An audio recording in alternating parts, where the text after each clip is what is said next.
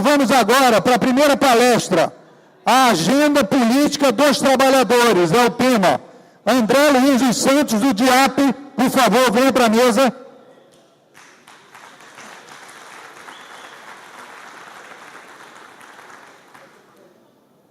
Exatamente. Como vai ter uma apresentação, só ele vai ficar na mesa para facilitar, porque todos os outros vão querer assistir a palestra dele. Então, sem mais delongas, o companheiro André Luiz dos Santos, do Departamento Intersindical de Assessoria Parlamentar, DIAP, de Brasília, vai nos brindar com uma palestra que está prevista aqui, e o companheiro sabe, 45 minutos, se puder ser um pouco antes e tal, mas com a palavra, uma salva de palmas para o André, que veio de Brasília para nos brindar. Boa tarde, gente.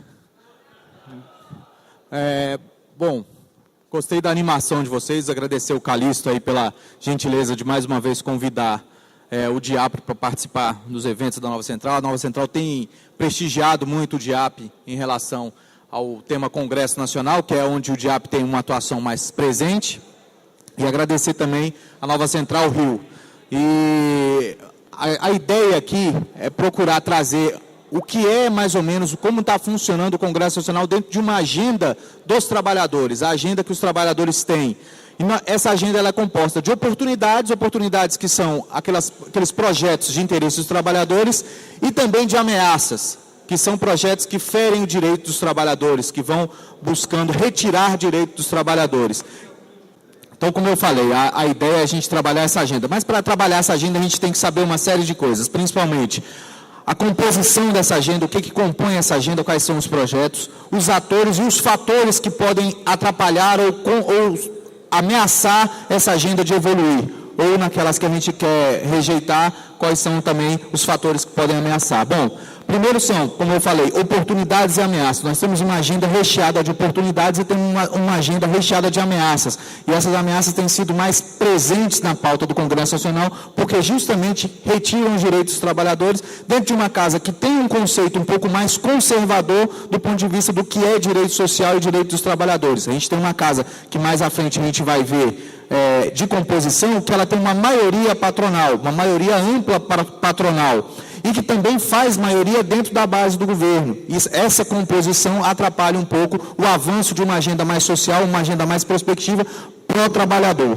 Então, os atores que compõem para fazer essa articulação, para conduzir essa agenda, são os trabalhadores, ou seja, centrais sindicais, sindicatos, federações e confederações. Os trabalhadores, de modo geral, atuam dentro do Congresso Nacional para fazer que sua agenda ande e para brecar as iniciativas patronais. Os empresários, da mesma forma, atuam para que a agenda patronal avance e para brecar aquilo que eles entendem de avanço do ponto de vista dos trabalhadores e que podem atrapalhar a agenda empresarial do ponto de vista de lucro, do ponto de vista de mais direitos para os trabalhadores e uma série de questões. Então, eles atuam dessa forma também. E o governo em uma série de questões que também envolvem a relação entre os trabalhadores, o governo atua em alguns casos dos servidores públicos, até mesmo para rejeitar ou para evitar avanço da agenda dos trabalhadores em geral, dos servidores públicos. Então, a gente tem que fazer análise dessas bancadas ou essa conjuntura para poder ver como atuar dentro do Congresso Nacional e fazer com que a nossa agenda, com que os nossos projetos possam avançar. Temos que avaliar também o momento político. Em geral, qual é o melhor momento para se trabalhar uma agenda? Por exemplo, o momento de crise justificavam que não podia se reduzir jornada porque o mundo inteiro estava em crise econômica e não podia se reduzir jornada. Era o momento em que a gente mais discutiu redução de jornada.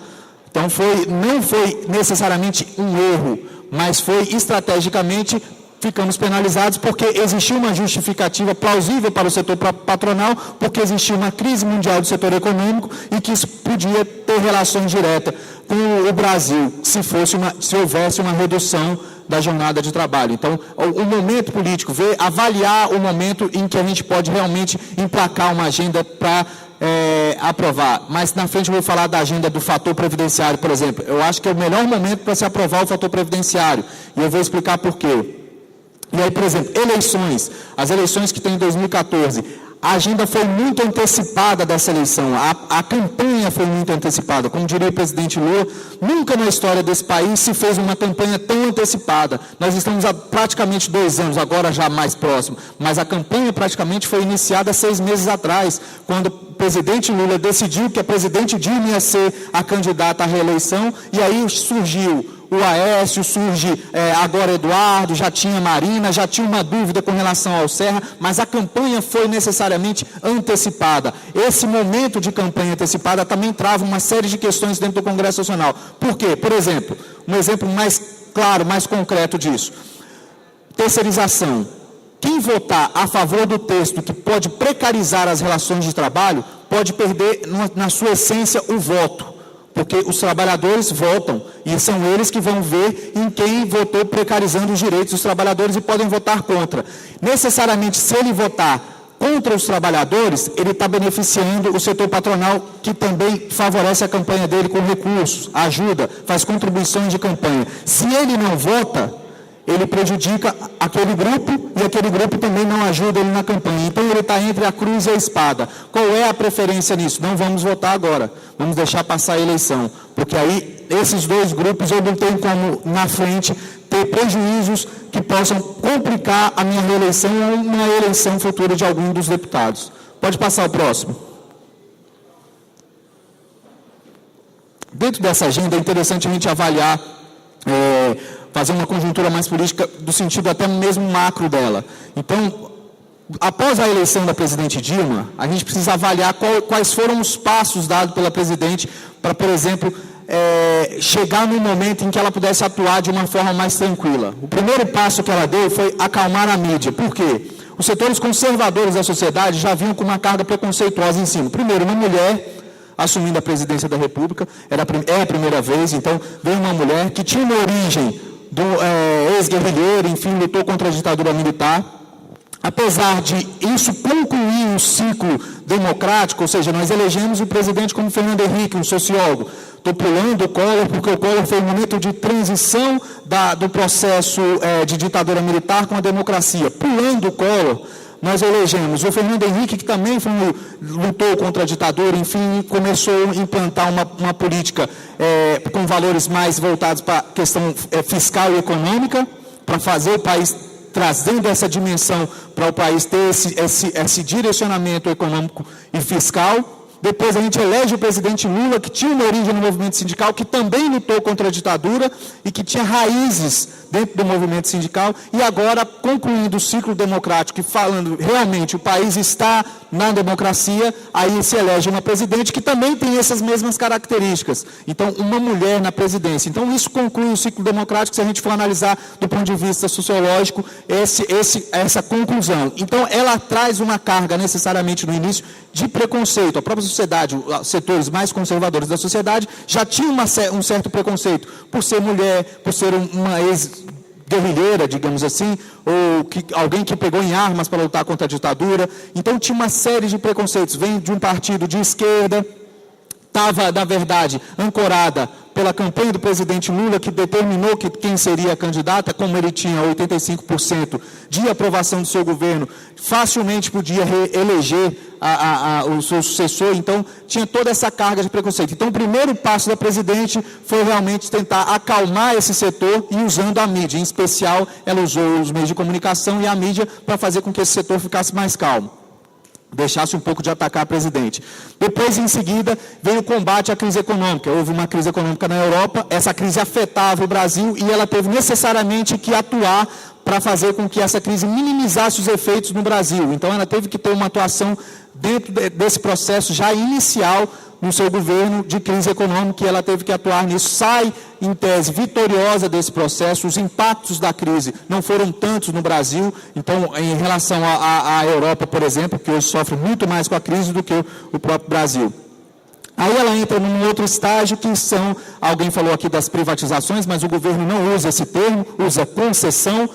Mudou o nome, é semelhante, mas não é a mesma coisa, terceirização e concessão. Então, ela abre as estatais para a iniciativa privada através de concessões, ou seja, portos, aeroportos, as rodovias, enfim, agora esse leilão do pré-sal. Então, essas concessões, eu não estou falando privatização, são concessões, essas concessões foi uma outra etapa que a presidente iniciou dentro desses seus 2 primeiros anos de governo. E vem a questão da reforma trabalhista. Isso foi um pouco frustrado do ponto de vista do governo, justamente por uma atuação, uma reação do movimento sindical. Quando ela deu início na reforma trabalhista, quando ela aprovou a Previdência Complementar para o servidor público. A Previdência Complementar para o servidor público era o início de um processo de reforma trabalhista que o governo já arquitetava, porém foi brecado pelas próprias centrais sindicais. Quando se imaginou essa centelha dentro do governo, as centrais reagiram e foram para dentro do governo para atuar e evitar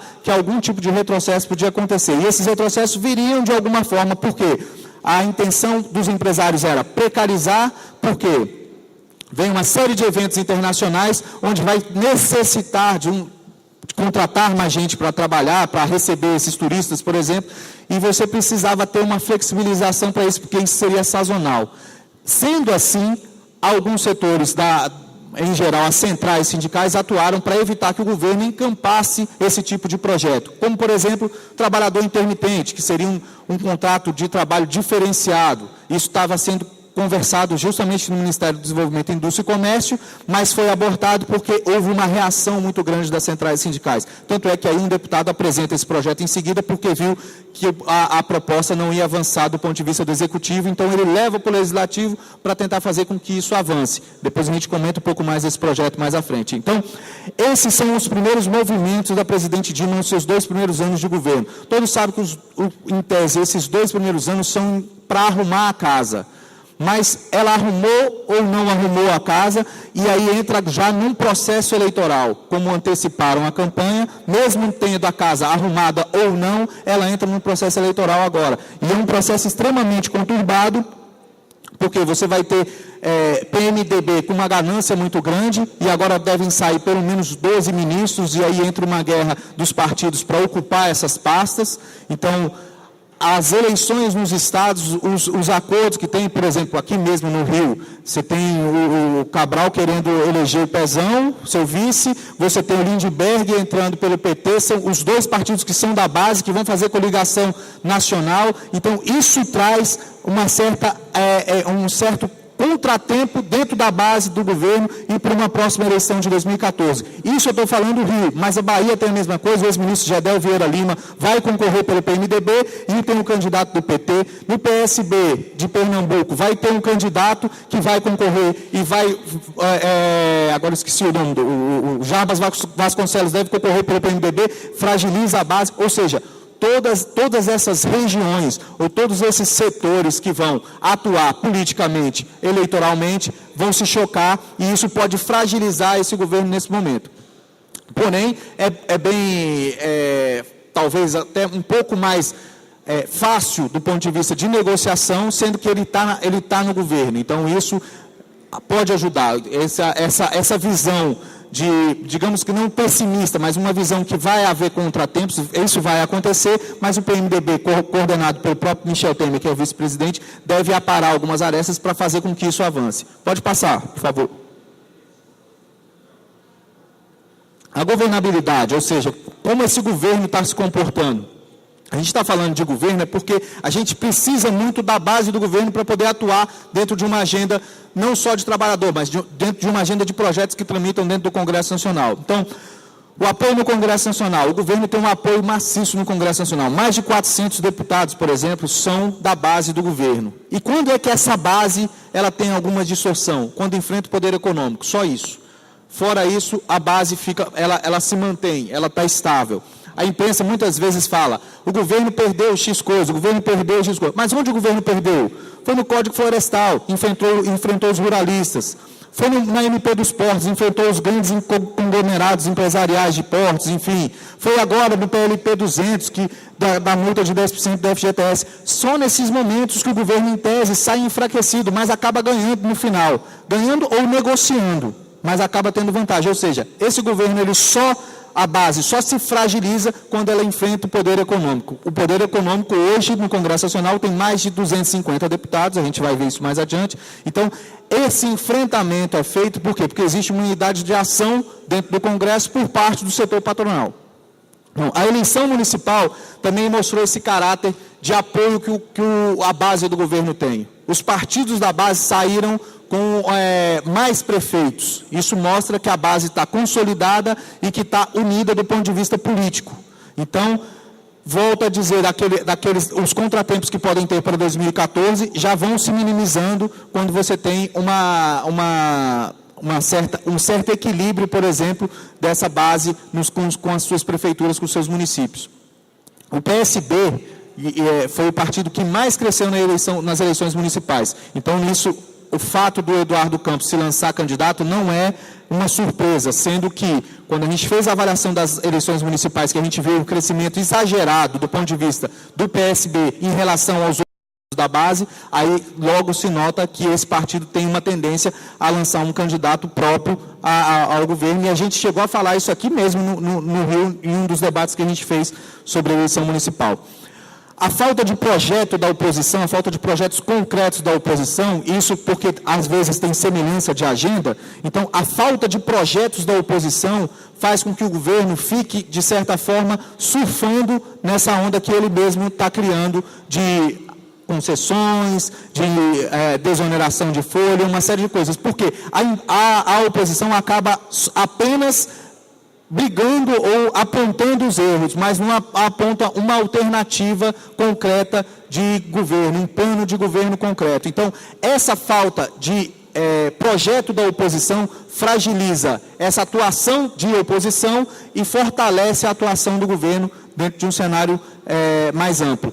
E a popularidade em alta da presidente? A popularidade dela continua alta, teve uma pequena queda nessas manifestações de junho, mas ela começa a ter outro cenário agora. Aprovou mais médicos, entre outras coisas que a presidente fez, que soou bem para a população de modo geral. Então, isso tem elevado o nível de popularidade da presidente. Pode passar, por favor. As eleições de 2014. As eleições, bom, como eu falei, a campanha foi antecipada, porém a disputa ela continua polarizada entre PT e PSDB. Essa polarização ainda não acabou. E tem a terceira via, que é o PSB. Na minha avaliação, a presidente se reelege. É muito antecipado falar isso, mas é uma avaliação e eu vou mostrar a tendência porque no próximo quadro. Deixa eu ver se é o próximo. É o próximo quadro. Vou mostrar a tendência porque no próximo quadro. Então, apesar de ser uma futurologia, né, está adivinhando a coisa, mas isso tende realmente a acontecer. E por quê? A campanha, apesar de ter sido antecipada, ela ainda não entrou naquela engrenagem mesmo de campanha, de televisão, de uma série de coisas. Alguns desses candidatos vão ser desconstruídos por próprios adversários. O Aécio já pensa em fazer uma desconstrução do Eduardo Campos, porque vê o Eduardo Campos como o principal rival e não mais Dilma. Porque ele precisa ir para o segundo turno com a Dilma e não evitar que ela, ou deixar que ela ganhe num provável primeiro turno. Então ele precisa atacar Eduardo Campos. Atacando Eduardo Campos, fragiliza esse grupo. Claro, todos eles têm suas defasagens políticas, seus problemas políticos, enfim, nos estados, o Eduardo governador de Pernambuco, Aécio já foi governador de Minas, tem alguns problemas, enfim. Essa rivalidade que vai apresentar durante a campanha entre esses dois pode fortalecer a presidente Dilma. Dentro desses candidatos, o Eduardo Campos é o menos conhecido nacionalmente. Então, isso também fragiliza a sua atuação. Qual é a avaliação dentro desse cenário? Eduardo Campos faz uma candidatura para 2018 e não para 2014. Ele se fortalece para 2018. Aí, talvez, num cenário em que tenha um segundo turno entre Aécio e Dilma, ele apoia a Dilma novamente, que faz parte do mesmo programa de governo. Quem assistiu e tem assistido os discursos do Eduardo Campos tem visto que faz parte do mesmo projeto de governo, e ele volta para a base do governo, só que num cenário diferenciado, talvez com uma pasta de ministro, talvez como ministro da Fazenda, quem sabe. Então, ele acaba se consolidando para 2014. Isso é interessante avaliar porque para 2018, desculpa. 2014, possível reeleição de Dilma. 2018, aí já não tem mais reeleição e o PT teria que lançar um novo candidato. Talvez isso saia fortalecido nesse processo, Eduardo Campos, que em 2018 teria uma força um pouco maior. As vantagens da presidente Dilma. As coligações que o partido tem feito em nível nacional vão dar muito tempo de televisão. Isso favorece muito para o candidato. O tempo de televisão é essencial numa campanha. Tanto é que a principal articulação das coligações é visando justamente o tempo de televisão. Por quê? Porque isso dá visibilidade para o candidato, faz com que o candidato chegue à casa das pessoas, apresente suas propostas, fique conhecido e possa, assim, ter a confiança da população para receber os votos. Então, o tempo de televisão é extremamente importante. Financiamento de campanha, vai receber um bom financiamento de campanha, está com contato, estabelecendo contato com todo o setor empresarial do mais alto escalão. Então, esse pessoal deve investir nessas campanhas, em especial na campanha da presidente, e um ambiente de continuidade. Aí é onde eu vou mostrar o quadro, por que o ambiente de continuidade. Pode passar. Esse quadro aqui, não sei se está todo mundo enxergando aí bem o quadro, mas é só para a gente ter uma ideia, e vocês têm, acho que uma cópia, né? Ah, legal, então tem uma cópia, dá para acompanhar.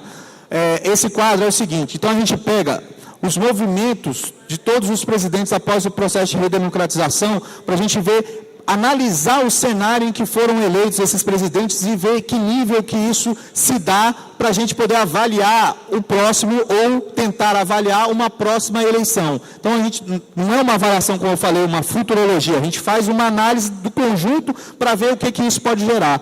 Por exemplo, aqui no Sarney, que aí foi a transição também do Sarney, foi eleito o Collor, a expectativa era de mudança, e vocês se lembram, o Collor tinha um discurso muito bonito de os marajás, vamos acabar com os marajás, enfim, toda aquela questão que ia impor uma certa moral ética dentro do país, enfim, retomando isso, um processo em que nós vínhamos de uma ditadura militar que não tinha o voto direto, o primeiro voto direto elege o Collor. O Collor não se sustenta porque não dá continuidade à própria agenda que ele criou, entre o Itamar como vice.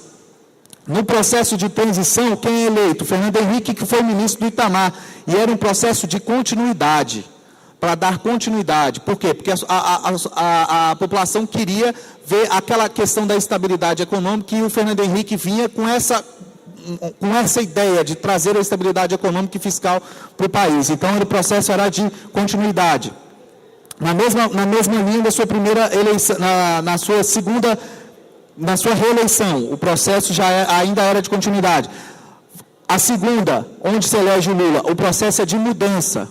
Já existia um distensionamento em cima do próprio PSDB e do próprio Fernando Henrique, e queria-se uma mudança disso. A mudança teria que ter uma alternativa, e a alternativa foi o Lula, que insistiu, e acabou sendo o processo da mudança, veio com o Lula. O segundo mandato do Lula, a ideia era de continuidade. O primeiro mandato, ele trouxe um caráter social para o mandato, fez algumas concessões para o setor, os investidores internacionais, não quebrou nenhum contrato, não fez mudanças na política econômica, manteve o tripé de superávit, de metas de inflação, fez algumas coisas que não estavam no Lula de 89, todos nós sabemos disso, inclusive a reforma da Previdência, que era para acenar para o cenário exterior, dizendo que ele não seria o Lula, aquele Lula radical, queria manter os acordos que já haviam sido feitos pelo ex-presidente e que, dando continuidade a isso, só que com um caráter mais social, tentar voltar isso para uma linha mais social. Ele se reelege, porque o processo era de continuidade, e ele sai do governo com 85% de aprovação, e o ambiente continua de continuidade. A intenção... Boa essa, hein? Continua de continuidade. A intenção era manter essa linha, essa política que foi desenvolvida, e aí por isso que se elege o presidente Dilma. Por isso, por essa mesma meta, o sentimento da população hoje é ainda de continuar com a presidente Dilma. Então, esse sentimento nós estamos observando através das pesquisas, e são várias pesquisas que são feitas por vários institutos, e a gente observa que, dentro desse conjunto de regras, a presidente tende a também manter a sua posição e a sua reeleição justamente por esse cenário. Pode passar, por favor. Aí vamos falar um pouco das manifestações, para a gente entrar nessa questão. A gente sai desse cenário um pouco de governo, então a gente deu para ter uma noção mais ou menos, foi rápido e simples, mas acho que dá para ter uma noção de como está funcionando o governo, o executivo, esse processo do executivo, e a gente pode ver agora, através dessas manifestações, um outro lado, esse lado que pode ou não afetar o governo também, e isso ter resultado direto no Congresso Nacional. As manifestações, a gente pega um cidadão e fraciona ele. Esse cidadão é fracionado, vamos imaginar ele todo cortado, nas motivações que levaram ele às ruas. Então ele tem 5 eixos, como eleitor, como contribuinte, como usuário de serviço público, como consumidor e como trabalhador. O cidadão, em algum momento em alguma dessas etapas, ele se questiona e questiona a atuação dele enquanto cidadão. Como eleitor, ele vai às ruas e reclama por quê? Porque ele não mais se sente representado dentro do modelo de democracia que nós escolhemos, a democracia representativa, ou seja, nós elegemos alguém para nos representar, para construir políticas públicas, para votar projetos, para fiscalizar as ações do governo em nosso nome. Mas o eleitor não se sente mais representado desse grupo que ele se elegeu. Isso traz uma revolta, isso também faz com que o cidadão vá às ruas. Do ponto de vista de contribuinte, ele contribui, mas vê que esse dinheiro que está contribuindo está sendo desviado, não tem o devido uso para aquelas atividades essenciais da população, da sociedade de modo geral. Então, isso também revolta do ponto de vista do contribuinte. Diz o usuário de serviço público, nem se fala. Educação, saúde, segurança, isso tudo precário, então ele também se revolta desse ponto de vista. De consumidor, ele tem o medo da volta da inflação, da volta o preço alto, enfim, de uma série de coisas que ele hoje tem acesso e que pode amanhã não ter. Então, esse medo, que em geral é passado pela própria imprensa, também faz com que o cidadão, do ponto de vista do consumidor, faça que ele vá às ruas, por exemplo, num cenário mais que ele vislumbra desastroso de futuro.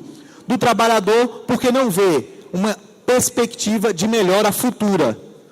O trabalhador não vê hoje, por exemplo, no Congresso Nacional, as suas demandas sendo resolvidas e não vê um cenário futuro positivo. Por exemplo, a lei do salário mínimo, de valorização do salário mínimo, se encerra agora. Nós temos que discutir um novo formato. A presidente pode ou não adotar o mesmo formato e enviar uma medida provisória para o Congresso Nacional dizendo que até 2018 a política de salário mínimo vai manter a mesma dessa forma. Ou não. Provavelmente não, porque a pressão patronal está muito grande dentro do governo para evitar que as negociações em cima do salário mínimo sejam com base nessa que já existe. Então, esse cenário também conturba um pouco, traz uma certa nuvem para os trabalhadores, isso que vai ter que ter uma atuação muito mais incisiva com o governo, porque vai ser a principal negociação daqui para frente, que é o salário mínimo. Então, as motivações das manifestações, a gente pode caracterizar um cidadão dessa forma. Isso é uma visão rápida, um pouco simples do ponto de vista da fala aqui, mas isso, óbvio, a gente tem como elementos que a gente consegue chegar a esse sentido. Então, isso faz com que a população vá às ruas. E a população que foi às ruas não foi o pobre, não foi aquele que estava mais carente de serviço público. Esse também, mas em geral, foram a classe média. Nas cidades foram a classe média que foi às ruas. Foi ela que foi reivindicar, foi ela que foi brigar. Por que foi a classe média? Porque com essa estrutura de 8 anos de governo do presidente Lula, não estou fazendo campanha para o presidente, mas essa estrutura que ele fez com que a pirâmide social mudasse, a pirâmide inchou no meio, ela era muito grande na sua base, que era onde estavam as pessoas mais carentes, e essas pessoas mais carentes ascenderam um pouquinho, ficaram ali no meio e se inchou essa pirâmide, e essa pirâmide que está no meio não está tendo acesso àquilo que é essencial para a sua manutenção naquela base da pirâmide, que é o meio, em tese. Então, isso fez com que essa sociedade fosse às ruas. Isso é positivo? É. E o governo vai ter que abrir os olhos para que ele crie uma estrutura para acolher esse grupo que ascendeu socialmente. Então, primeiro passo, e que deve ser o mote de campanha da presidente, foi o Mais Médicos. Enfrentar a classe média realmente foi um desafio muito grande da presidente. há 6 meses, essa medida provisória estava parada dentro da Casa Civil e ela não assinava, porque não era interessante o momento para assinar uma questão que você ia trazer médicos de fora, você tem todo um cenário ruim de trabalhadores que vêm de fora, não só da classe médica, mas engenheiros, administradores, e uma série de outros trabalhadores que vêm de fora porque os países estão em crise e vê no Brasil uma situação favorável economicamente, esses trabalhadores vêm de fora, e aí você também fazer liberar, em tese, essa vinda de médicos. Isso podia soar mal, mas ela acabou aceitando, entrando em acordo com o próprio ministro Padilha e realmente assinou a medida provisória. Hoje está aí o Mais Médicos, traz uma certa vantagem para ela, porque você tem médicos que vão agora atuar no interior e atender as populações mais carentes, e isso vai ter um reflexo direto no governo e na campanha presidencial dela para 2014. Provavelmente deve ser o mote de campanha para 2014. Pode passar. Agora vamos entender um pouquinho o setor patronal, como ele está estruturado. Isso aqui é também bem rápido, até porque a gente tem que andar rápido mesmo. O setor patronal, como ele está estruturado na Câmara. Quando foi a eleição dos presidentes da Câmara e do Senado, eu tomei a ousadia de escrever um texto dizendo que nós estávamos perdendo naquele momento porque íamos eleger 2 presidentes que não têm uma cultura de conversar com o movimento sindical. A cultura de receber o movimento sindical não é prática desses 2 presidentes. E isso se consolidou. O Henrique recebe... Em alguns momentos, presidente da Câmara, deputado Henrique Alves, recebe em alguns momentos, mas não delibera nada. Da mesma forma no Senado. O compromisso desses 2 parlamentares com os trabalhadores, com as centrais sindicais, não é tão próximo quanto era, por exemplo, do presidente Marco Maia, como era de outros presidentes que passaram pela Câmara dos Deputados. Então, esse compromisso, a falta desse compromisso, nos dá uma dimensão de que perdemos nesse primeiro momento e temos que atuar para evitar retrocesso dentro do Congresso Nacional, que é onde se constrói as leis e onde constrói as políticas públicas para a sociedade em geral, para os trabalhadores também. Então, esse processo foi realmente complicado do ponto de vista, foi um ganho patronal. Os patrões têm mais acesso a esses 2, no caso, a esse poder, em tese.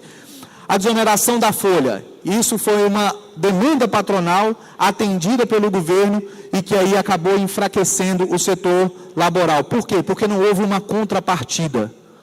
Devia ter feito com contrapartida. Não tem problema nenhum desonerar, porque o governo é que está recompensando, por exemplo, no caso de desoneração da Previdência, o governo compensa com o dinheiro do Tesouro. Então não teve defasagem para a Previdência, mas não teve nenhuma vantagem para o trabalhador. Qual foi a vantagem para o trabalhador? Por que a vantagem tem que ser só para o empresário? Então, não houve uma contrapartida para os trabalhadores. Tudo bem, quer desonerar o setor patronal? Vamos desonerar, mas vamos dar garantia de emprego. Ninguém vai demitir enquanto estiver desonerado. Ninguém pode demitir. As demissões aconteceram em massa.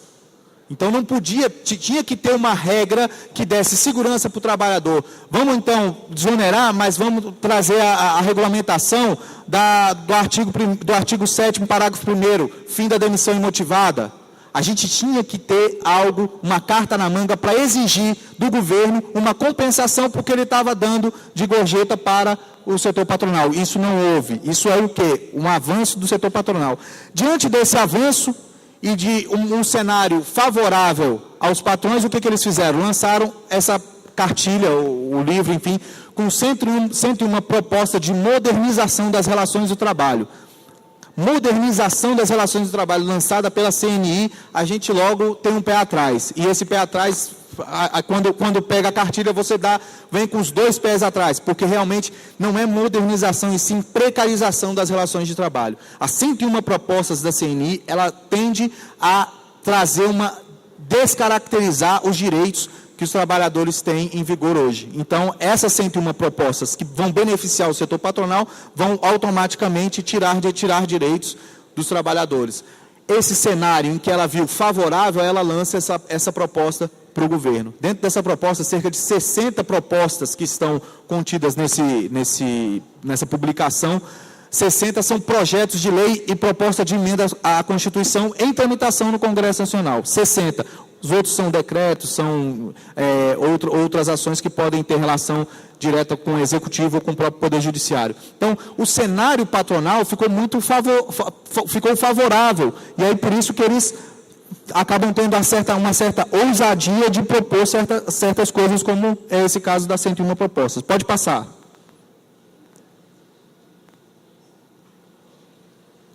Como vocês têm aí mais de perto, dá para dar uma olhada aí. Esses dois quadros são da base de apoio do governo no Congresso Nacional, Câmara e Senado. Aqui ainda não tem o Solidariedade, que é o partido do Paulinho, todos conhecem o Paulinho, presidente da Força. Ele montou um partido, chama Solidariedade. Esse partido está com uma bancada de 18 parlamentares. E não tem o PROS, um outro partido que foi também criado recentemente e que não está ainda nesse levantamento. Vocês me perdoem, mas justamente pelo tempo mesmo que eu tive para montar essa palestra aqui, os slides, e aí acabou que eu não incluí esses partidos ainda, mas existem esses dois partidos. O Solidariedade, apesar do Paulinho e do líder hoje da bancada, que é o Francisquini, não tem intenção de ficar na base do governo, o partido se declarou como da base do governo também. Então, não modifica muito esse cenário que a gente está mostrando aqui. Essa parte de vermelho que vocês têm aí impresso, são partidos que fazem parte da base do governo.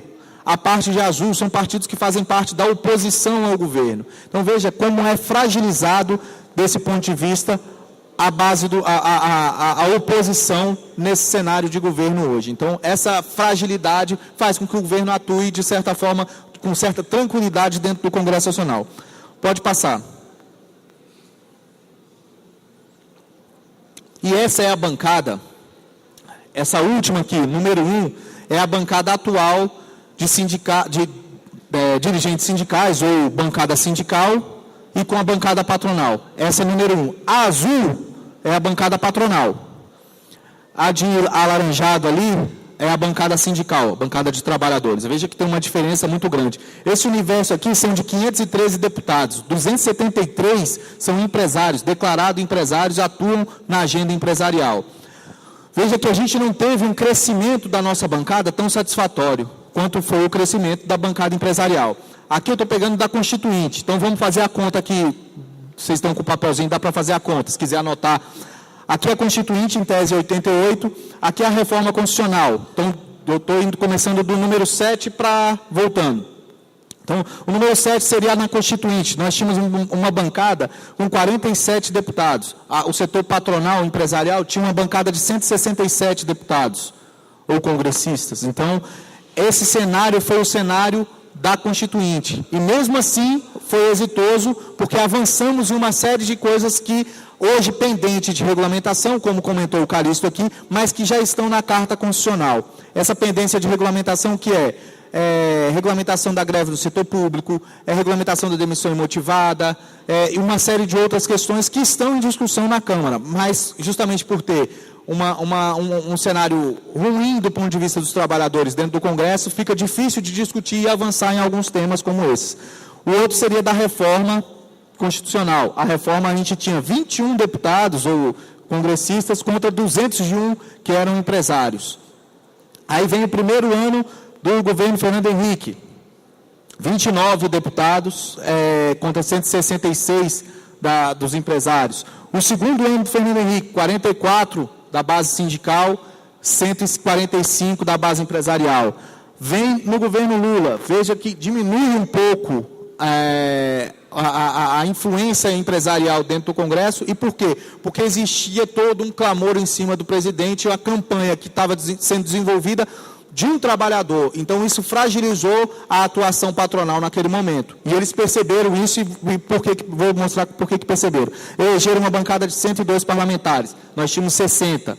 Repetimos os 60 no segundo mandato do Lula, eles aumentam um pouquinho para 120. Nesse momento, os empresários fazem uma reunião para a eleição seguinte, dizendo que eles não estavam sendo ouvidos pelo governo federal, pelo Poder Executivo, que estavam fora das negociações e precisavam eleger uma bancada para fazer frente ao governo e ao setor laboral, ou seja, as entidades de trabalhadores, porque eles estavam, em tese, perdendo dentro do Congresso Nacional e não tinham voz dentro do Executivo. Aí foi que saiu uma matéria, inclusive, vocês devem ter tido a oportunidade de ler, uma matéria, uma avaliação no valor econômico, em que a presidente da CNA, Cátia Abreu, atual senadora, falou que nós vamos levar não mais os nossos representantes, mas nós vamos nos eleger deputados e senadores para representar e para defender aquilo que nós entendemos como nossa pauta prioritária. E aí foi que eles elegeram 273 empresários,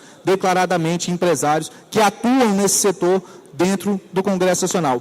Essa eleição patronal, isso mostra a fragilidade que nós estamos dentro do Congresso, que é o principal poder de atuação das entidades sindicais de trabalhadores e da sociedade de forma geral, porque é onde a gente pode chegar, por mais restrito que tenha sido os últimos meses, mas é aonde a gente pode chegar, onde a gente pode ter um tete-a-tete com o deputado, que ele pode não necessariamente ser o tete-a-tete lá, mas pode ser aqui. Você pode pegar os deputados do Rio e fazer uma reunião do sindicato e chamar o deputado. Se o deputado vai ou não, mas em uma hora ele vai ter que ir, porque ele vai querer voto, porque ele quer isso, é visibilidade para ele, e expor a agenda.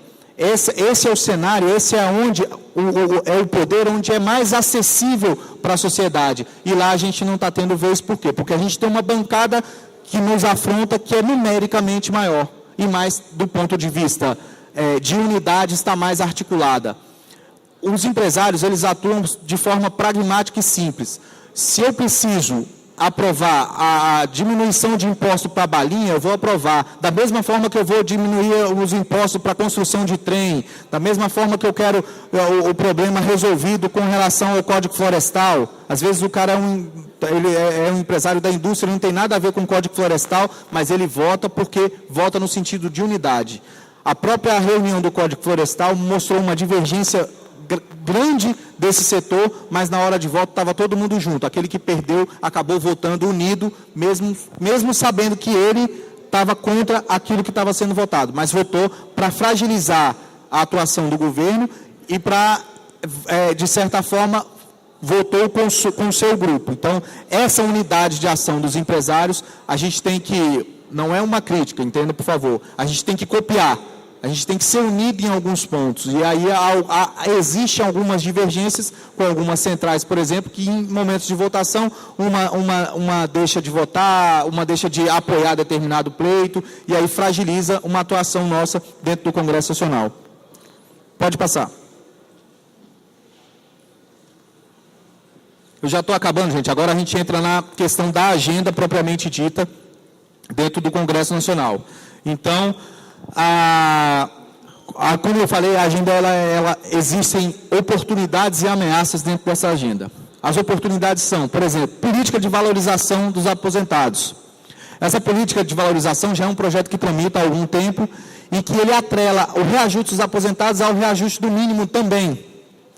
Então, isso está fragilizado duas vezes. Por quê? Porque a gente não tem mais uma regra para a valorização do salário mínimo, vamos depender de uma nova negociação com o governo, e não tem uma intenção do próprio governo, que eu mostrei, por isso que a gente mostra base do governo, base patronal e base de trabalhadores, para a gente entender.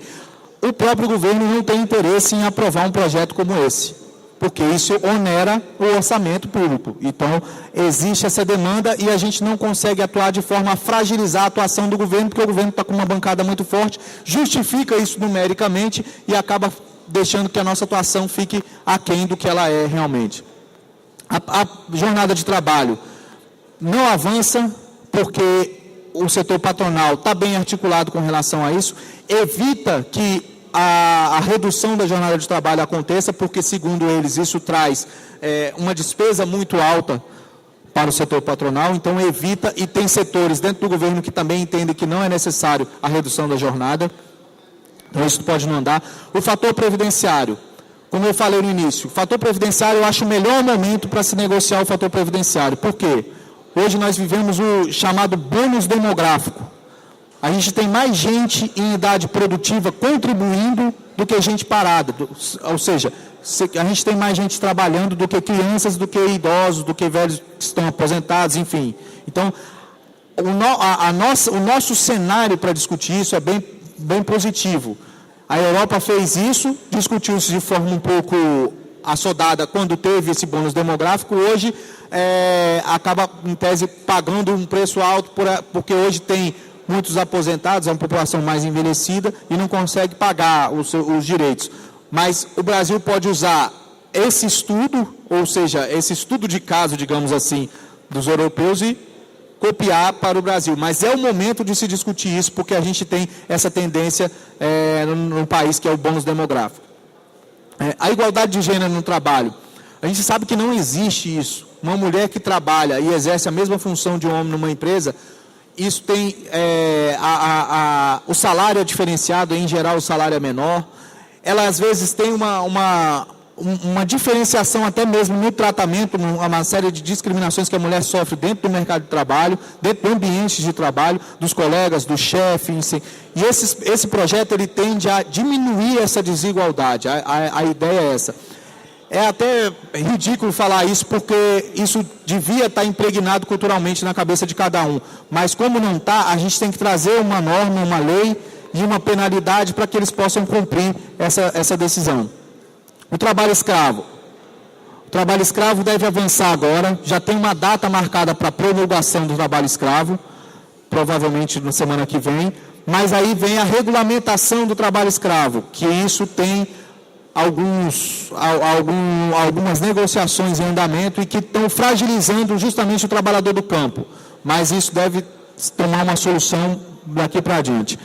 A demissão imotivada, como eu falei, tem o artigo 7º da Constituição, parágrafo 1º, que tem o PLP 8, que regulamenta, e tem a Convenção 158 da OIT.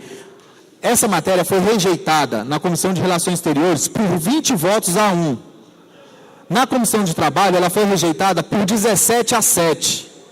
Tudo isso por causa desse cenário que eu passei antes, de um número patronal alto e um número laboral baixo de representantes dentro do Congresso Nacional. Essa subrepresentação que nós temos no Congresso Nacional dá um cenário ruim desse ponto de vista de votação. Agora o projeto está parado na Comissão de Constituição e Justiça, porque parou com o deputado Ricardo Berzoini, porque se ele colocar em pauta, a gente perde novamente. Então, para evitar perder, é melhor que não coloque em pauta. Mas tem que haver uma pressão das entidades sindicais para que esse projeto possa ir. Isso diminui a rotatividade, aumenta, inclusive, a possibilidade de investimentos do governo, porque arrecada mais, diminuindo a rotatividade. Você valoriza o trabalhador porque ele não vai ser demitido por qualquer coisa. Hoje tem trabalhador que é demitido porque a religião dele não é a mesma do chefe. Eu acho que vocês sabem melhor do que eu disso aí. Então, recentemente a gente ouviu uma denúncia que um trabalhador foi demitido porque estava com o jornal do sindicato dentro da pasta. Ele não tinha nem lido o jornal ainda, ele recebeu e guardou. Foi demitido porque recebeu o jornal do sindicato. Essas coisas a gente não pode deixar que aconteça. Esse é um desrespeito à sociedade e ao trabalhador. E aprovando a 158, a gente tem a chance de melhorar esse aspecto. Então, essa é uma vantagem da 158 e da Convenção 158 e do fim da demissão imotivada. E aqui tem o último projeto, que é a estabilidade do dirigente sindical. Esse projeto está pensado ao projeto que regulamenta a taxa assistencial. Então, os dois projetos tramitam juntos. O relator não tem intenção de levar isso adiante. O relator desse projeto é o deputado Sandro Mabel. Alguém conhece o deputado Sandro Mabel? Alguém come rosquinha Mabel? As rosquinhas ele já vendeu. Ele vendeu a Mabel e ele está com uma série de outras empresas aí. Ele está atuando em vários ramos, não mais na Mabel. A Mabel não é mais dele. Ele tem, se eu não me engano, 5% só da Mabel. E ele é o relator desse projeto e não tem interesse nenhum em levar isso adiante, apesar de uma pressão que tem sido feita no próprio estado dele por algumas entidades sindicais para tentar fazer com que ele apresente um relatório. No início, ele até suscitou uma possibilidade de apresentar esse relatório, mas rapidamente isso é mal súbito que ele tem, e rapidinho ele retorna ao que ele é mesmo e aí não apresenta nada. Então, esse é o cenário de uma agenda que a gente tem de oportunidades, uma agenda viável para se aprovar dentro do Congresso. Além desses projetos, a gente podia ainda citar Plano Nacional de Educação, que traz 10% do PIB para a educação direta, isso é uma reivindicação antiga do setor da educação, inclusive das entidades sindicais dessa área. Os 10% do PIB para a educação, porém já foi modificado no Senado, aprovou na Câmara 10% para a educação pública. No Senado está 10% para a educação. Qual é a diferença disso? Que o investimento dos 10% vai ser canalizado para o setor privado, através dos convênios que tem esses setores com o Ministério da Educação, por exemplo, FIES, ProUnis, enfim, todos esses convênios, as universidades e faculdades particulares, através desses convênios, canalizam esse recurso. E para o governo é interessante porque ele não precisa investir em infraestrutura para construir novas universidades. Então, a gente também tem que ficar atento nisso para evitar esse retrocesso que já foi aprovado na Câmara, mas agora foi para o Senado e teve essa modificação. Tem os 10% da receita bruta para a saúde também, é um projeto que está tramitando de iniciativa do setor de saúde. Então, são vários projetos que a gente tem como oportunidade. Pode passar. As ameaças também são muitas. As ameaças. A primeira, a regulamentação da terceirização. A regulamentação da terceirização em bases precarizantes, como é o que se desenha por aí, ela pode não acontecer agora, mas não está descartada para acontecer pós-eleição. Então, mais um fator interessante para a gente avaliar o momento da eleição, esse momento eleitoral, para a gente poder trabalhar os nossos representantes dentro do Congresso Nacional. Se essa matéria for votada no pós-eleição, é porque aí os grupos não se comprometem com ninguém. Ele não fica comprometido com quem financia a campanha dele e não fica comprometido com quem vota nele. Essa é a diferença. Se votar agora, ele pode ficar fragilizado por um ou por outro. Se ele vota a favor, se fragiliza com o voto. Ganha financiamento, mas se fragiliza com o voto. Se vota contra, ele não ganha o financiamento, não tem como fazer a campanha, não tem como ficar conhecido na cidade, não recebe o voto. Então, essa relação é bem pragmática dentro da cabeça de cada parlamentar. Por isso que hoje, provavelmente, a nossa atuação deve continuar, mas provavelmente isso não vem a voto por esses dias, assim, digamos por esse ano. Deve vir no pós-eleição no ano que vem. Isso não diminui a atuação do movimento sindical em cima do projeto, porque eles vão continuar atuando, vão continuar trabalhando para que o projeto venha a ser cada vez mais próximo da aprovação. Lembrando que o 4330 está na Câmara, estava na Comissão de Constituição e Justiça, passou direto para o plenário. Mas tem outro, PLS 87 de 2012, que está no Senado, que foi apresentado o mesmo conteúdo. O mesmo. Então, o mesmo conteúdo, já foi apresentado um parecer dele. Quem é o relator é o senador Armando Monteiro, que é ex-presidente da CNI. Então, ele apresentou o mesmo conteúdo num projeto que está no Senado Federal. Também tem que ficar atento com relação a esse projeto. O Simples Trabalhista, que retira uma série de direitos, que fraciona, na verdade, uma série de direitos que nós temos, férias divididas em até 3 vezes, o gozo das férias, ou seja, você tem férias de 30 dias, o seu patrão vai dizer que você tira 10 num dia, 10 no mês, 10 no outro, 10 no outro, ele que vai determinar quando que você deve tirar e fracionar suas férias. O recebimento de 13º será pago em até 6 parcelas. A contribuição do FGTS será reduzida, a contribuição de INSS será reduzida. Esse é o Simples Trabalhista, o escopo é esse. A ideia do parlamentar, quando apresentou, era de que isso favorecia a formalização dos trabalhadores, porque diminuiria os encargos para os empresários. Esse é o desenho que ele quis dar ao projeto, porém flexibilizando os direitos dos trabalhadores. Uma conversa que eu tive, inclusive, ontem com ele, eu falei, a ideia é ótima, a boa vontade é excelente de querer formalizar os trabalhadores, mas não pode fazer com que eles paguem a conta. Deixa essa conta para o governo, deixa essa conta para o próprio patrão, porque o trabalhador é a parte mais frágil nessa relação. Então, a gente não pode penalizar o trabalhador. Esses dois outros projetos aqui, o acordo extrajudicial e o projeto que impede o trabalhador de ir à justiça, são semelhantes do seu escopo, ou seja, ele quer impedir o trabalhador de recorrer à justiça. Quando o trabalhador recebe as suas contas, por exemplo, é demitido e recebe, ele tem 2 anos, de acordo com a Constituição, ele tem até 2 anos para entrar na justiça, caso ele entenda que aquilo não foi, as contas não foram corretas. Aqui ele impede isso.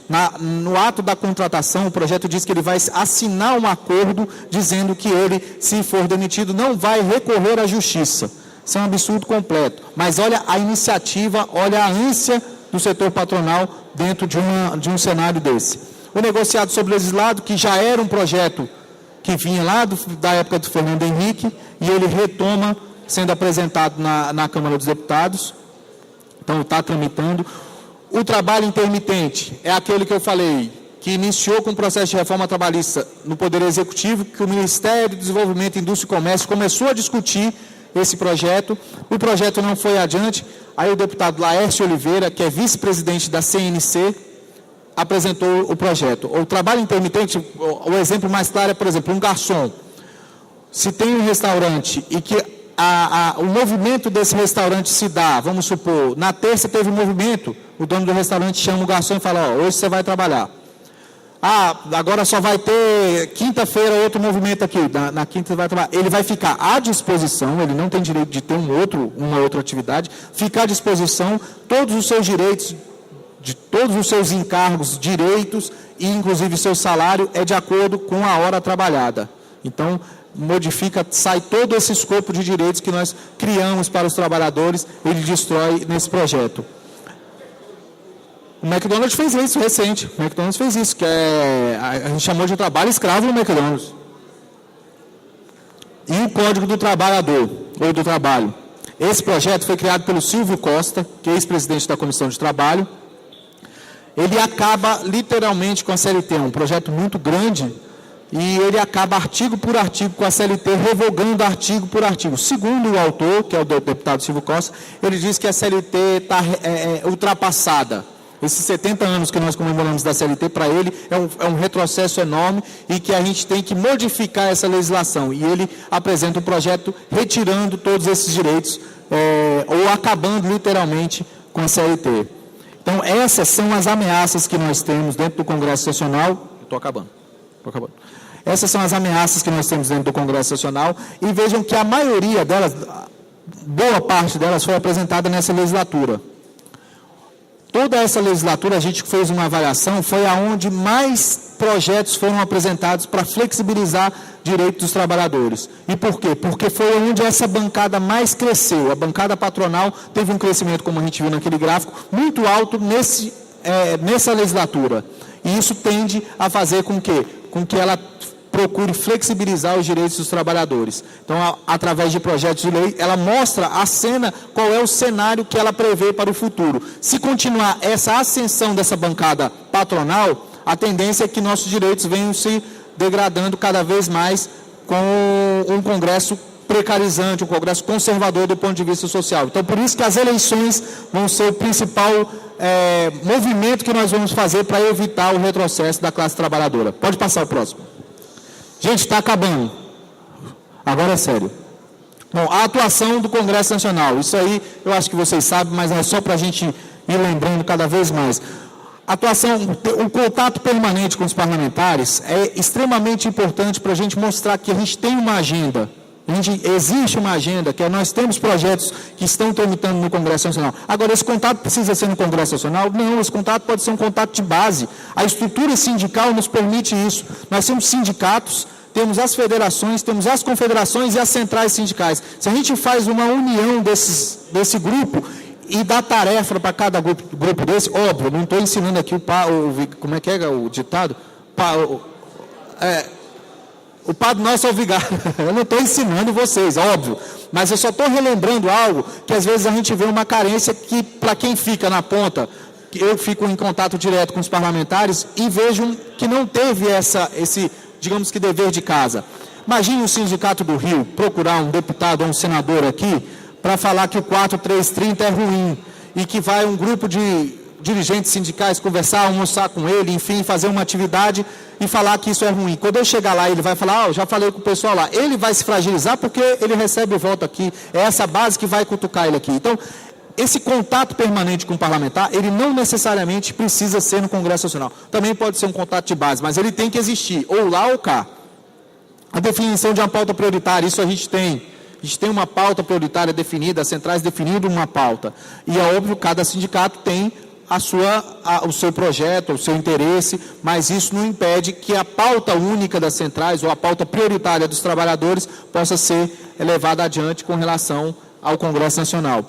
Material de apoio, a gente tem uma gama de sindicatos de várias categorias, onde a gente pode produzir material para mostrar as carências que cada categoria tem, os problemas que cada categoria tem e apontar soluções com material de apoio. Seria isso, material para fazer com que esses parlamentares possam ver com base concreta daquilo que a gente já tem, que existe, o dia a dia do trabalhador, e ele poder ter ali, parlamentar, em geral, ele não sabe de tudo. Ele sabe de uma ou outra coisa e é carente de informação. Ele tem que ter informação para ele poder deliberar. A imagem que a gente tem é que o parlamentar sabe de tudo, mas é errado isso. O parlamentar, pelo contrário, ele precisa de informação, ele é carente de informação. Ele vai ter algum outro tema, um ou outro tema que ele tem consciência daquele tema, sabe o que está falando. Mas a grande maioria dos temas ele não tem. Então a gente precisa orientar, precisa apresentar dados para que ele possa votar, para que ele possa entender o nosso lado. E a sustentação política nos estados, que é aquilo que eu falei de base. Se a gente tem uma boa base política nos estados, aí a gente pode avançar também, porque isso dá sustentação para que a atuação das confederações e das centrais sindicais no Congresso Nacional possam ter êxito. Pode passar. Esse é o último. A unidade de ação do movimento sindical, que eu tinha falado, a unidade de ação que existe no setor patronal, copiar essa unidade de ação não vai ser ruim, não, vai ser bom. Se a gente unir as centrais sindicais, as confederações, os sindicatos, em torno de uma pauta única, a força que nós temos é muito maior do que a união empresarial. É muito maior. Então, se a gente conseguir consolidar uma pauta nesse sentido e fazer com que as centrais sindicais possam trabalhar unidas dentro de uma pauta dessa, a chance de aprovação de um projeto ou de uma política pública que nós viemos, por um acaso, desenhar nesse processo, é muito mais chance de ser exitosa do que se a gente trabalhar individualmente. Infelizmente ou felizmente, é assim que funciona o processo político, onde a gente construiu, fomos nós que construímos esse processo, e hoje a gente deixa um pouco a desejar quando a gente fraciona a nossa atuação. A atuação já tem que ser conjunta para que a gente possa realmente chegar a uma vitória, principalmente dentro do Congresso Nacional, que é uma casa que recebe demandas de vários setores, de várias organizações, que tem uma complexidade da sua atuação muito grande. Então, a gente tem que primeiro unir e definir o que nós queremos e ir para cima com relação a isso. A participação político-partidária. A ampliação da bancada sindical. Como eu falei, a gente tem uma bancada extremamente frágil do ponto de vista numérico. A gente tem que ter uma bancada melhor para poder atuar melhor no Congresso Nacional. Hoje, esses 72 que a gente já fez uma releitura e chega a 90, eles são guerreiros do movimento sindical, porque lutar contra o poder econômico e contra uma bancada numericamente muito mais alta é realmente um desafio muito grande. Então, a gente tem, de certa forma, que para esses parlamentares que estão lá, realmente são parlamentares que seguram a agenda, evitam o avanço de uma agenda patronal e acabam segurando o retrocesso daquilo que seriam os nossos direitos. Então, a gente tem que ampliar essa bancada e esse trabalho tem que ser feito nessa eleição para continuar para as próximas. A gente vai ver o resultado disso se a gente trabalhar realmente num sentido de eleger deputados e senadores que sejam compromissados com a nossa agenda. A participação político-partidária. A nova central não tem necessariamente um vínculo partidário. Isso não tem demérito nenhum. Ela é digamos que multipartidária. Mas a atuação político-partidária é necessária porque a gente se elege através dos partidos. A gente faz uma eleição através dos partidos. A gente só leva os nossos representantes através dos partidos. E os partidos, eles têm programa, tem que respeitar os programas. Ou seja, tem líderes, tem presidentes, tem quem manda, quem não manda, quem coordena. Mas a gente tem que atuar também dentro dessa esfera para fazer com que os projetos, não só da classe trabalhadora, mas da sociedade de um modo geral, possam avançar. Porque são eles que definem. O que define uma pauta do Congresso Nacional é a reunião de líderes. E os líderes são de quê? Dos partidos políticos. Hoje nós temos 32 partidos políticos no país. Desses 32, se eu não me engano, 24 têm representação na Câmara e no Senado Federal, no Congresso Nacional. Então a gente precisa de uma atuação político-partidária. A atuação político-partidária, independente de vai ser de esquerda ou de direita, mas de uma forma onde você possa atuar e fazer com que o seu partido ou o partido em que você está militando possa ter uma visão diferenciada da classe trabalhadora, ou dos sindicatos, ou das federações, das confederações, enfim, dessa atuação que os dirigentes, que os trabalhadores têm como representação, que são os sindicatos. Então, a gente tem que atuar também, eu acho, nesse sentido de algumas centrais já são vinculadas literalmente a partidos, a CUT ao PT, a CTB ao PSB e ao PCdoB, a UGT hoje mais para o PSD, a Nova Central não tem um direcionamento partidário, mas isso não enfraquece, pelo contrário, digamos que esse multipartidarismo dentro da Nova Central pode favorecer quando ela pode atuar em vários setores, mas tem que atuar. Eu acho que os dirigentes sindicais hoje, existiu esse preconceito há um tempo atrás, de dizer que não tinha que atuar em partido político, que era politicagem, mas isso é passado. A gente já pôde ver que a atuação político-partidária é necessária para avançar dentro desse processo democrático que nós vivemos. E brecar as iniciativas patronais, isso aí é natural, eu acho que a gente tem que trabalhar nesse sentido para evitar, porque brecando a iniciativa patronal, a gente preserva os nossos direitos e pode até mesmo ampliar os direitos que estão em tramitação no Congresso Nacional, aqueles projetos que podem nos beneficiar, brecando aqueles que vão nos fragilizar. Bom, gente, desculpa, essas coisas são um pouco cansativas, porque a gente tenta trazer números para dar uma dimensão do que é esse Congresso em números, para ver que a nossa avaliação... Só o dirigente nacional aqui da Nova Central, aqui do Rio, ele queria te fazer só um questionamento, é a única exceção que eu vou abrir aqui, porque nós já estamos com o tempo avançado. Você, antes das suas palavras finais, o Bandeira podia te fazer uma pergunta? Não vai ter pergunta? Não está na pauta.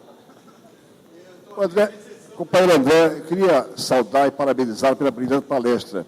Mas um assunto que realmente não é abordado nem pelo DIAP, nem pelas centrais sindicais, nem pelos partidos políticos, é exatamente a urna eletrônica.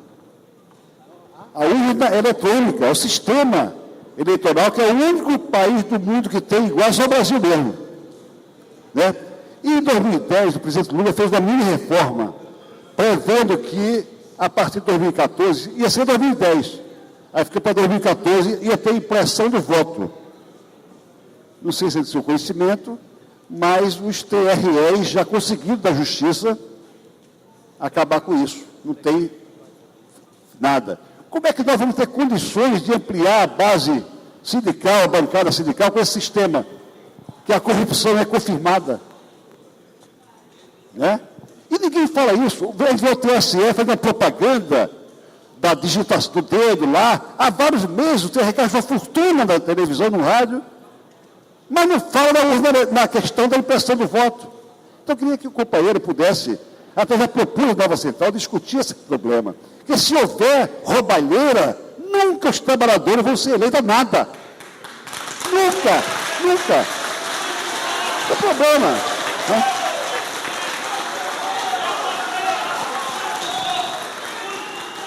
André, tenta responder na medida possível, claro. E encerra, porque a gente vai para o coffee break. Tá, joia. Bom, essa questão, acho que não só da urna de impressão de voto, de urna eletrônica, de uma série de coisas, eu acho que a reforma política era uma coisa que o movimento sindical deveria se dedicar também. A reforma política em si é que vai trazer avanço ou continuar essa forma retrógrada de votação, como você colocou. Agora, a impressão do voto, a gente tem que tomar cuidado, porque a impressão do voto ela tem dois lados. De justificar em quem eu votei, então eu não entendi. Deixa eu explicar aqui rapidamente. André, é o seguinte, na Venezuela, por exemplo, a pessoa vota, ela olha em quem votou, confirmou, e aí dali sai um papelzinho e fica numa urna. Sem ele mexer, passa por um túnelzinho transparente, coligado à urna eletrônica, entendeu? Porque aí houve um questionamento naquela... A impressão não vai ficar com quem votou. Não, a impressão vai para a urna. Não, entendi. Porque o que foi votado era a impressão para quem votou. Isso, porque, a André... reforma que foi votada foi assim, aqui foi assim. Não, André, é o seguinte, a urna eletrônica acabou com a recontagem. Desaparece o voto e pronto. Sim. Então é isso que vários técnicos de engenharia digital... Sim, entendi. Agora eu entendi. Mas... E teve um hacker que furou a urna eletrônica num desses testes. Está na internet e tal, etc. Agora eu entendi o seu questionamento. O fato de você ter um comprovante do voto, aí sim é importante para esse processo de recontagem, para uma série de outras coisas, para comprovar essa votação. Caso necessite uma recontagem, por exemplo, você não anular as urnas, que hoje acontece muito de anula determinada urna porque deu um problema e naquela determinada região, X candidato teve mais votos e sai prejudicado. Então, eu acho que isso é positivo também. Agora, essas questões de política ou eleitoral ou até mesmo de uma política mais abrangente do ponto de vista da reforma política, se a gente não discutir isso de forma séria e introduzir isso na classe trabalhadora para que ela possa entender isso, o DIAP discute isso diuturnamente, inclusive com pesquisas. Se o senhor entrar na página do DIAP, o senhor vai em publicações, o senhor vai ver as pesquisas que nós fizemos com relação à reforma política, que está em discussão no Congresso Nacional. Essa reforma política não sai, porque é a mesma coisa de você discutir algo que você vai retirar o doce do menino. Como é que um parlamentar vai discutir, um deputado federal ou um senador, discutir uma reforma política em que ele vai sair prejudicado na próxima eleição? A reforma política, ela só sai, do ponto de vista do DIAP, a partir dos estudos que nós fizemos, com uma generosa, mas muito generosa regra de transição. O que seria essa regra de transição? Nós vamos definir uma reforma política hoje que vai valer para daqui a 4 eleições. Porque aí quem está votando hoje nessa reforma política, ele vai se preocupar lá daqui a 16 anos. Então, essa é a regra que a gente acha previsível de sair uma reforma política. Agora, o DIAP participa, sim, dos debates, inclusive o DIAP participa de uma frente parlamentar da reforma política com participação da população, da sociedade, participação social, que é coordenada pela deputada Luísa Erundina. Nós temos discutido muito essa questão de reforma política. Incentivamos as centrais sindicais a discutir através do nosso site, através até mesmo de ligações. Inclusive, teve uma época que a Nova Central, a CUT e a CTB estavam participando dessas reuniões da frente parlamentar. Depois ficou só a CUT, agora não tem mais nenhuma entidade sindical. Tem essas organizações da sociedade civil mesmo. Como é que é? Esqueci o nome das organizações, mas, por exemplo, CEFEMIA, Movimento pela Modernização do Voto, não é modernização, é um outro termo que eles usam, enfim, mas a gente tem atuação nisso, o DIAP tem, inclusive você pode ver na nossa página, nós temos um link específico só de reforma política, debatemos com os parlamentares, buscamos a sociedade para debater, para trazer esse tema. Agora, é um tema complexo? Você falar o que é voto distrital no próprio Congresso, o pessoal não sabe. Isso. André. Você discutir a reforma política, então demanda realmente um tempo de amadurecimento desse setor para poder compreender isso e levar adiante. Agora, extremamente necessário. Só finalizando, depois a gente conversa. Só finalizando, então, gente, desculpa, me alonguei. E realmente, esses temas são um pouco chatos, porque a gente tenta trazer os números para poder clarear um pouco mais, para a gente entender como é que é esse processo e como é que ele se passa, tá ok? Obrigado.